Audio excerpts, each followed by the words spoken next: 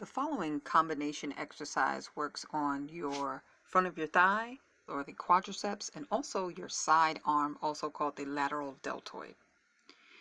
You're going to start in a squat.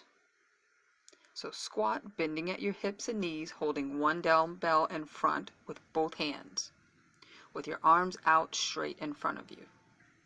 Come upright, twisting your torso to one side and raising the dumbbell straight up over your shoulder.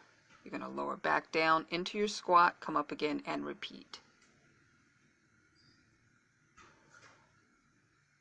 To modify, you will begin and end in the seated position.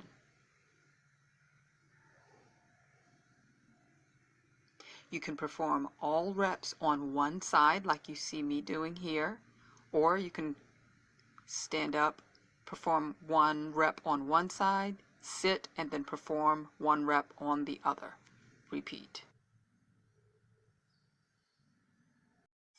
Thanks so much for watching. Please like, share, and subscribe for more exercises.